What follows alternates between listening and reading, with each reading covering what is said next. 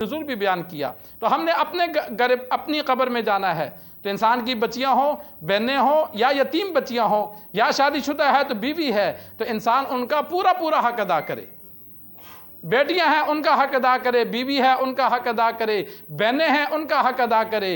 اور اگر صاحب جائیداد ہے، دنیا سے جا رہا ہے، تو آج کل وصیت کرنا لازم ہے۔ علماء نے لکھا جو گناہ جس معاشرے میں ہو تو بندہ وصیت کیے بغیر مر جائے تو وہ گناہگار مرتا ہے۔ آج ہمارے ہاں یہ گناہ ہے کہ ہم وراثت بچیوں کو نہیں دیتے، تو باپ تو یا تو زندگی میں خود تقسیم کر کے جائے، جب خطرہ ہو کہ میرے بچے نہیں دیں گے، البتہ زندگی میں برابر دے گا، جتنا بیٹے کو دینا ہے اتنا ہی بیٹی کو دینا ہے۔ کمی بیشی ہوتی ہے وراثت میں مرنے کے بعد، زندگی میں فرق نہیں کرنا۔ زندگی میں بچی اور بچے دونوں سے سلوک برابر ہونا چاہیے۔ یہ بہت سے گھروں میں بچے لاڈلے ہوتے ہیں، بچیوں کا اچھا سلوک نہیں کرتے، یہ غلط بات ہے۔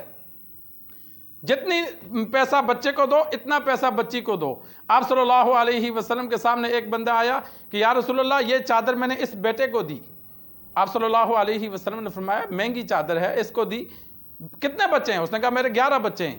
فرمایا باقیوں کو بھی دی؟ اس نے کہا نہیں باقیوں کو نہیں دی۔ فرمایا اس سے واپس لے لے یا باقیوں کو بھی دے۔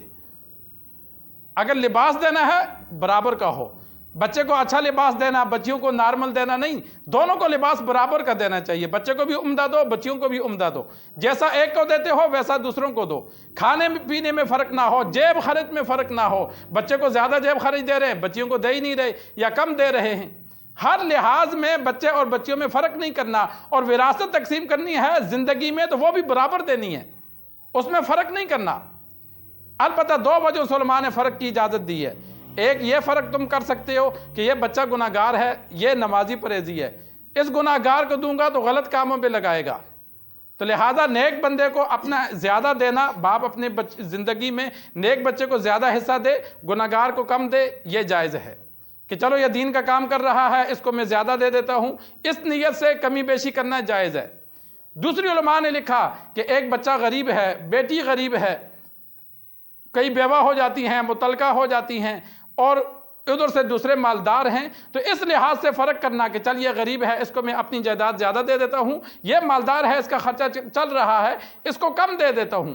ان 2 وجہوں سے فرق کر سکتا ہے۔ دین کی وجہ سے انسان اولاد میں فرق کر سکتا ہے کہ یہ دین کا کام کر رہا ہے، اس پر خرچہ میں زیادہ کرتا ہوں تاکہ دین کا کام کرتا رہے۔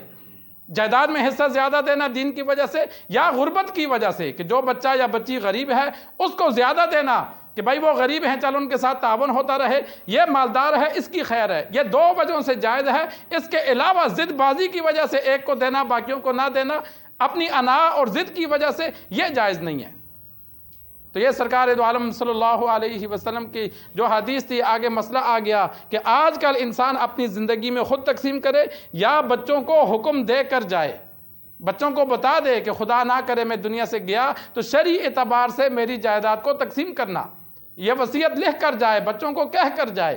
اگر کوئی بندہ یہ کہے بغیر فوت ہوتا ہے اور پیچھے اولاد صحیح تقسیم نہیں کرتی، کوئی بڑا بیٹا جس طرح ہمارے ہاں اکثر ہوتا ہے، بڑا یا جو تکڑا ہوتا ہے وہ جائیداد پر بیٹھ جاتا ہے، باقی ادھر ادھر یا بہنوں کا حصہ نہیں دیتے، تو باپ بھی گناہگار ہے۔